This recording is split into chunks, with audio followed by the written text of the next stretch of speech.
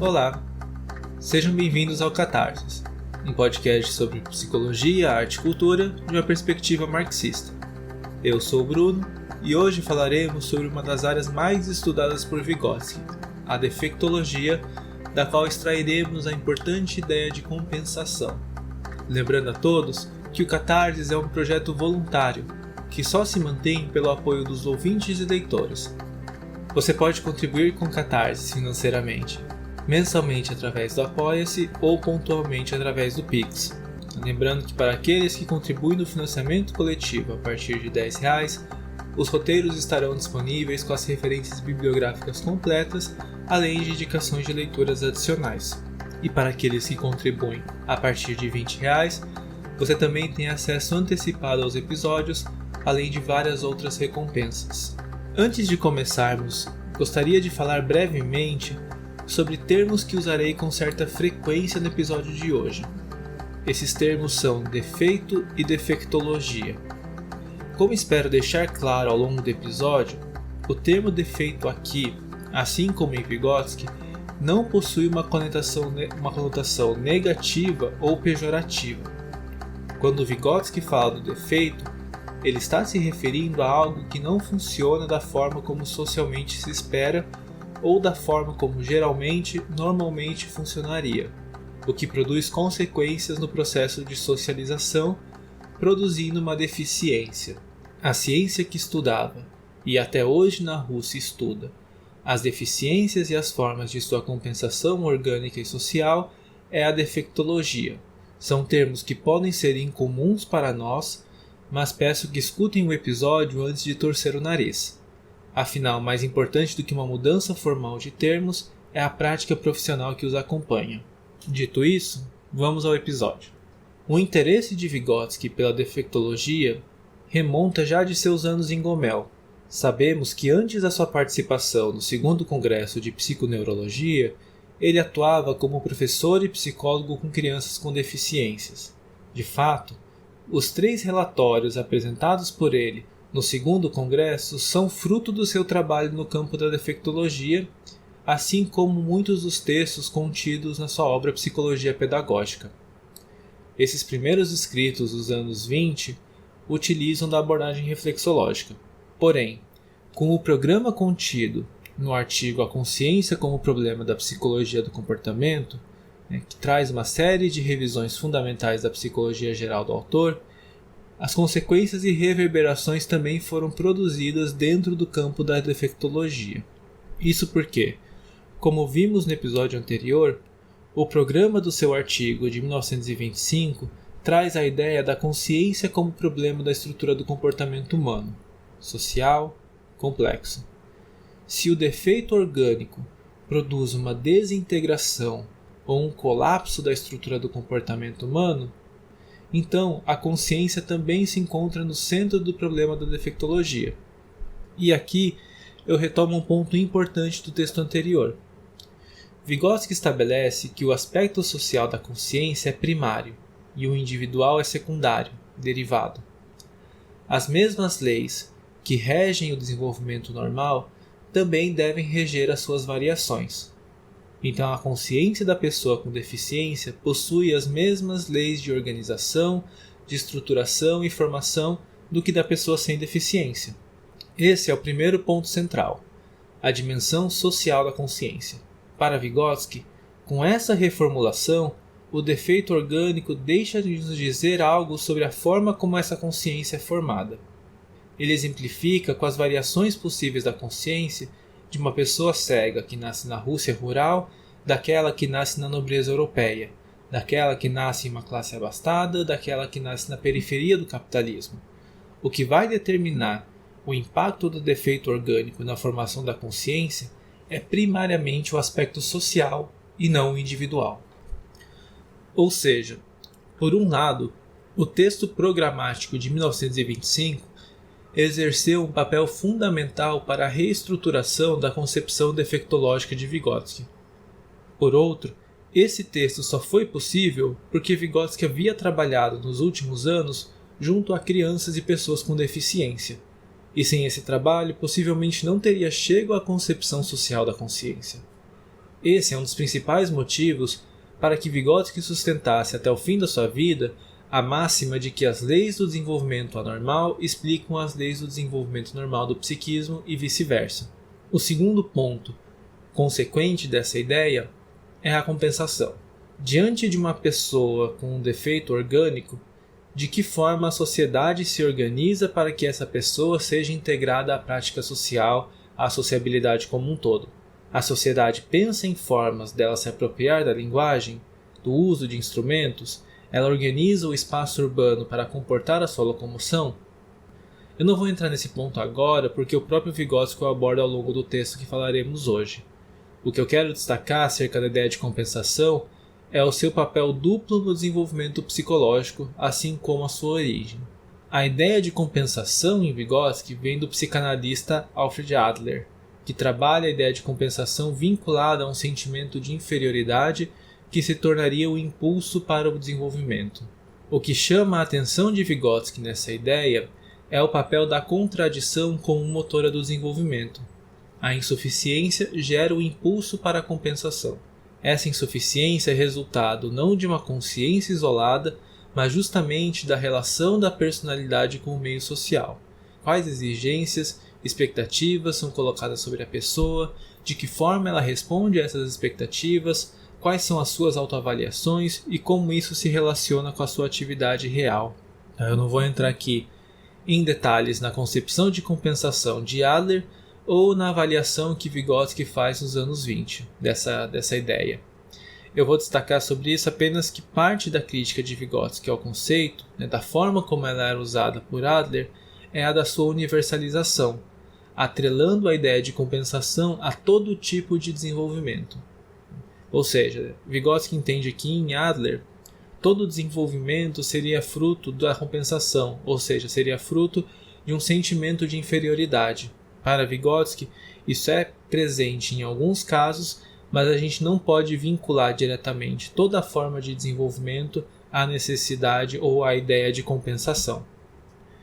Mas, em seu aspecto positivo, o que importa é que ele percebe o papel duplo que o defeito desempenha no desenvolvimento. Por um lado, obstrui, cria barreiras que dificultam o acesso espontâneo a diversos aspectos da realidade social. Por outro, serve de estímulo para o desenvolvimento de vias indiretas de apropriação e adaptação. É esse papel duplo que vai ser o fio condutor do trabalho da defeitologia vygotskiana e a de seus continuadores. Agora, especificamente sobre o texto.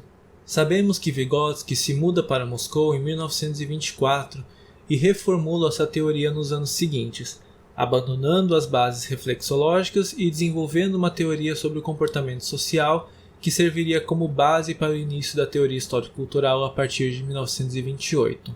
Vygotsky continua trabalhando com casos de defeitologia até o fim da sua vida. Em 1929, é criado um Instituto Experimental de Defeitologia e Vygotsky assume um cargo de consultor e diretor científico.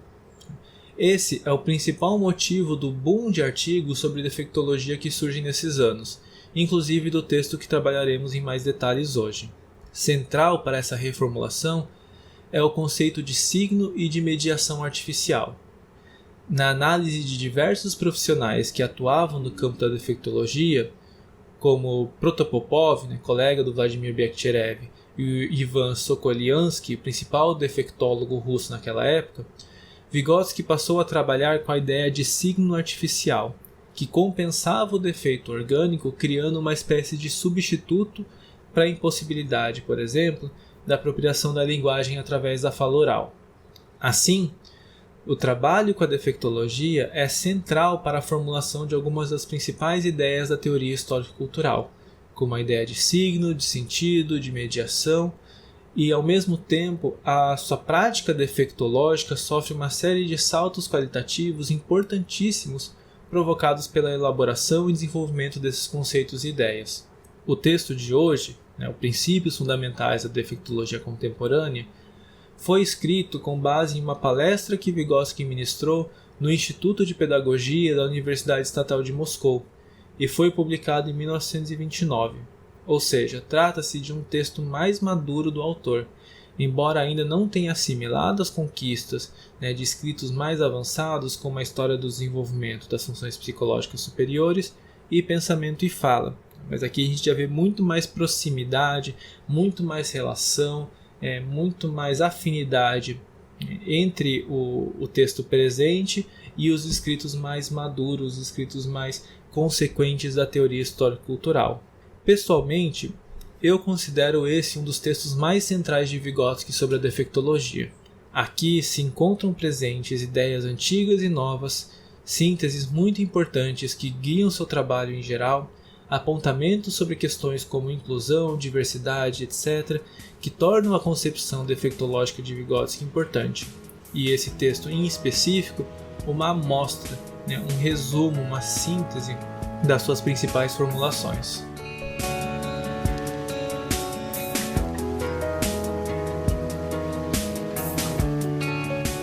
O início do texto, como quase todo início de texto de Vygotsky, trata-se de alguns apontamentos das principais linhas de desenvolvimento científico do tema, assim como seus limites e defeitos. Nesse caso, quando se trata do estudo e intervenção junto a crianças com deficiência, o principal alvo de Vygotsky são os testes psicométricos e aquilo que ele chama de concepção aritmética da defectividade. Ou seja, a ideia de que a pessoa com alguma deficiência seria como que uma pessoa normal subtraída de determinadas capacidades mentais quantitativas. Ou seja, a pessoa cujo desenvolvimento é complicado por um defeito seria uma pessoa menos desenvolvida. Fato que seria comprovado, por exemplo, por testes como o teste de QI, o que de fato foi durante muitas décadas e ainda é hoje em dia em alguns casos. O cerne do problema dessa concepção é a ideia de desenvolvimento simplesmente como um acúmulo puramente quantitativo. Como a gente também vai ver em episódios posteriores, tal ideia é extremamente criticada por Vygotsky. Sem me delongar sobre esse ponto, eu quero destacar apenas que, para o autor, o desenvolvimento se daria não apenas de forma linear e quantitativa, mas também em saltos e rupturas, de forma qualitativa.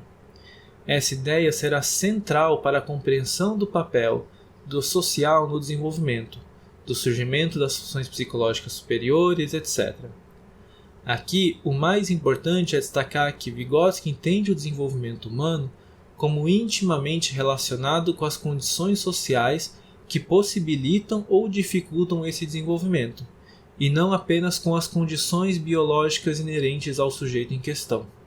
Isso significa que, por mais que tenhamos uma base biológica relativamente estável, obviamente com diversas variações ao longo da história da humanidade, a determinação social impõe-se sobre essa base biológica e, digamos assim, multiplica exponencialmente as formas qualitativas de desenvolvimento do psiquismo. É por isso que, para ele, a criança cujo desenvolvimento é complicado por um defeito não é simplesmente uma criança menos desenvolvida, mas uma criança que se desenvolve de outro modo. Dito de outra forma, a criança ou a pessoa em geral, cujo desenvolvimento é atravessado pela presença de algum defeito, não se desenvolve menos, mas se desenvolve de outra forma. Possui não uma subtração quantitativa, mas uma peculiaridade qualitativa. E aqui, entramos no núcleo conceitual do trabalho da defeitologia. A ideia de que o defeito cria o impulso para a realização da compensação. Isso significa uma consideração que deveria ser óbvia, mas que até hoje é ignorada por muitos profissionais da saúde, não apenas dos processos e aspectos adoecidos, do grau e gravidade da deficiência, mas também de quais processos e aspectos permanecem preservados e que atuam de forma compensatória sobre aqueles que se encontram prejudicados. Em diversos textos, Vygotsky vai entender que o sujeito não é passivo diante do defeito ou do adoecimento em geral, mas ativo. Seu organismo, seu psiquismo, busca e atua no sentido da reconstituição de si. É por isso que aqui ele afirma que a reação do organismo e da personalidade da criança ao defeito é o fato central e básico, a única realidade com que a defeitologia opera. No entanto, destaca um ponto central e que é abordado em outros textos de Vygotsky com mais ênfase, como nem todo processo de compensação conduz ao êxito, à formação do talento, nas suas palavras. Como qualquer outro processo contraditório, a compensação pode ter um resultado negativo. É o caso da chamada compensação fictícia ou mista que ele vai descrever no texto A Infância Difícil. O resultado desse processo, segundo ele, dependerá da correlação entre o grau de insuficiência e a riqueza do lastro compensatório, ou seja, do grau de comprometimento relacionado com as possibilidades sociais, orgânicas e psicológicas de compensação, que constituem um processo de criação e recriação da personalidade. Trabalhar a partir desse fio condutor da linha defeito-compensação significa compreender qual é exatamente essa peculiaridade qualitativa que permite com que uma pessoa com determinado defeito possa se desenvolver de outro modo, por outro caminho, com outros recursos. Compreender a relação que se dá entre o defeito orgânico e as possibilidades socioculturais de compensação coloca o foco do desenvolvimento da personalidade não sobre o defeito em si mesmo, mas sobre as consequências sociopsicológicas.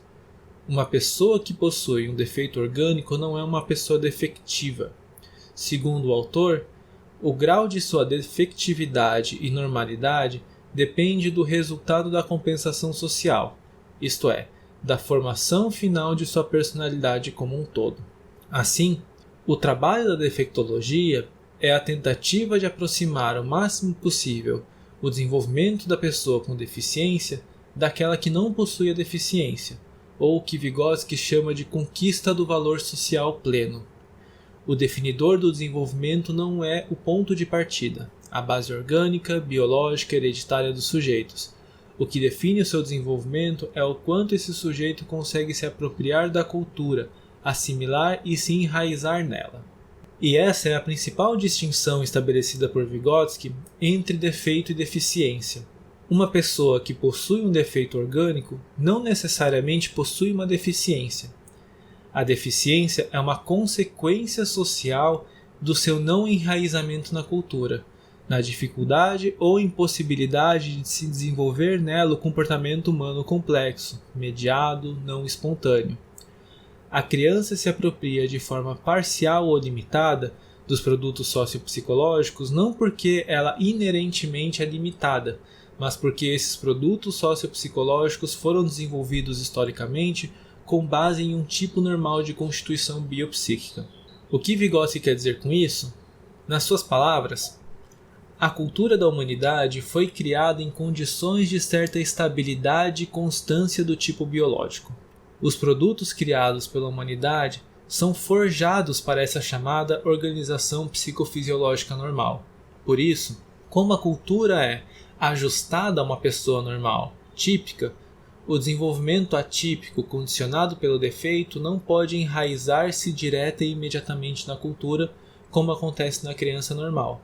Assim, por exemplo, para um sujeito com essa constituição biopsíquica, a apropriação da linguagem se dá de forma mais espontânea, quase indiferenciada do seu desenvolvimento orgânico. Existe aqui uma fusão dos planos natural e cultural do desenvolvimento. Na pessoa que não possui esse tipo biológico normal, essa fusão não existe porque os produtos da cultura não são forjados para ela. Uma criança, por exemplo, com um defeito auditivo, entre aspas, na terminologia vygotskiana, não vai se apropriar da fala oral, que é o principal meio espontâneo e cotidiano de comunicação. Ela precisa de uma forma particular de linguagem, de modalidade gestual visual, que, como sabemos, não é a principal forma de comunicação. Assim, ao entrar em contato com a sociabilidade mais ampla, suas possibilidades de comunicação, de interação, de apropriação, etc., são limitadas não porque o indivíduo é limitado, mas porque existe uma certa distância entre a sua constituição psicofísica e a organização sociopsicológica normal. Na minha percepção, a defesa de Vygotsky aqui é extremamente avançada para sua época e, para ser sincero, até mesmo hoje. Vamos lembrar que esse é um texto de 1929. A gente está no ápice da popularidade da eugenia na Europa. Vygotsky está defendendo aqui que a pessoa com deficiência possui as mesmas possibilidades de desenvolvimento da pessoa dita normal.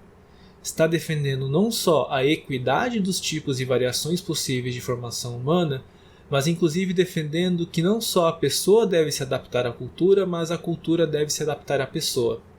Socialmente, é uma tarefa coletiva a construção de formas culturais peculiares, especialmente criadas para que a pessoa com deficiência possa se apropriar dos produtos humanos e conseguir se desenvolver plenamente. Nas suas palavras, e já peço perdão pela citação longa, é necessário criar instrumentos culturais especiais, adaptados à estrutura psicológica dessa criança, ou permitir-lhe dominar as formas culturais gerais com o auxílio de procedimentos pedagógicos especiais, porque a condição primordial e decisiva para o desenvolvimento cultural, precisamente, o saber valer-se de instrumentos psicológicos, está preservado nessas crianças.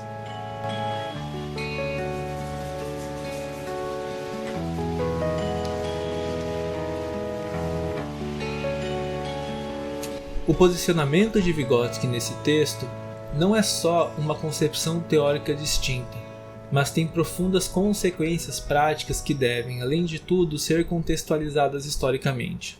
Na União Soviética dos anos 20, houve uma popularização dos testes psicométricos, e as avaliações realizadas com crianças com deficiência fizeram aumentar exponencialmente o número de escolas especiais. Isso foi ainda mais presente em famílias da classe trabalhadora e em minorias étnicas. Naquela época, o campo da defectologia estava muito associado à prática pedológica, ou seja, muitos pesquisadores e profissionais da pedologia se encontravam entre aqueles que hiperdiagnosticavam crianças como defectivas e as enviavam para essas escolas especiais. Eu não vou entrar em detalhes sobre a história da pedologia na União Soviética, mas eu quero apenas explicitar que a crítica de Vygotsky, nesse e em outros textos, à concepção de criança defectiva, como uma criança normal reduzida, tem como consequência a crítica da escola especial. Quando Vygotsky critica a prática aritmética na investigação da deficiência, ele não está criticando apenas os autores europeus ou americanos, mas também os soviéticos que se sustentam sob essa prática. Nenhum campo de atuação é homogêneo, e tanto a pedologia quanto a defectologia, como ciências em formação durante os anos 20 na União Soviética, eram ciências em disputa. E até hoje eu não encontrei nada que me comprovasse que a concepção de Vygotsky era hegemônica dentro da pedologia e da defectologia soviética da sua época. O primeiro ponto que eu quero destacar nesse fim de episódio é isso: a contextualização da crítica vygotskiana na disputa ideológica e científica soviética, e as consequências práticas da sua concepção de atuação dentro do campo da defectologia. Não podemos compreender a deficiência como um produto e uma tarefa a ser solucionada coletivamente se na prática mantemos a concepção de escola especial. A tarefa é construir uma sociabilidade que seja verdadeiramente inclusiva, ampla, e que permita com que a ampla variedade de sujeitos se apropriem da riqueza humana e construam também essa riqueza humana. O segundo ponto que eu quero destacar, intimamente relacionado com o primeiro, diz respeito à relação entre unidade e diversidade de forma mais ampla no campo da saúde mental. Eu não acho impossível expandir os princípios que Vygotsky defende aqui para as relações mais amplas da saúde mental, para as possibilidades e variações de desenvolvimento psicológico. Eu mesmo costumo fazer essa relação, e vejo o campo da psicopatologia e da patopsicologia como bastante próximos da defectologia nesse sentido. Os princípios da inclusão, da acessibilidade, da criação de formas específicas de mediação que permitam o desenvolvimento podem ser transpostos facilmente do campo da defectologia para aquele da patopsicologia. E aqui entra a relação contraditória entre unidade e diversidade. Vygotsky é um defensor da diversidade. Ele entende que não existe simplesmente um tipo normal, mas toda uma variabilidade de formas específicas de constituição psicofísica. Isso não significa que Vygotsky é um relativista. Para ele, existe um fio condutor e um objetivo para o desenvolvimento, aquilo que ele e outros autores vão chamar de psicologia das alturas, ou psicologia dos ápices, psicologia dos cumes. Diante da ampla variedade e diversidade de constituições, de tipos, quais são os caminhos que precisam ser desenvolvidos para que todos os indivíduos atinjam o grau mais elevado de desenvolvimento, e que ao mesmo tempo esse desenvolvimento pleno sustente essa diversidade de formas de ser. Esse, eu diria, é o objetivo histórico e social da nossa psicologia e que Vygotsky consegue abordar de forma particular no campo da defectologia. Obrigado a todos que ouviram esse episódio do Catarsis Podcast. Lembrando que os nossos episódios são quinzenais e então nos veremos em 2 semanas quando abordaremos o que considero um dos textos mais centrais da nova concepção vygotskiana, o chamado Sobre os Sistemas Psicológicos. O podcast e o Catarsis como um todo é um projeto voluntário de tradução e divulgação da ciência marxista. Ele se sustenta pelo apoio dos seus ouvintes e colaboradores. Você pode contribuir com a continuidade do projeto de 2 formas. Pela divulgação da página nas redes sociais, compartilhando com seus amigos e interessados, assim como comentando e curtindo as postagens, o que vai aumentar o alcance do projeto, e financeiramente através de doações por Pix ou através da contribuição mensal pelo Apoia-se a partir de R$ 5. Os links do Pix e do Apoia-se vão estar na descrição do episódio, assim como na bio das redes sociais. Você pode acessar o roteiro do episódio se contribui com R$ 10 ou mais no financiamento coletivo, além de ter acesso às indicações de leituras que contribuem para uma compreensão mais aprofundada do tema. E a partir de R$ 20 você também tem acesso antecipado aos episódios, além de acesso a várias outras recompensas do Catarsis. Eu agradeço desde já a todos que ajudam a manter o Catarsis, que participam da sua construção e que incentivam a sua continuidade. Um abraço a todos, uma ótima semana, nos vemos no próximo episódio. Até lá!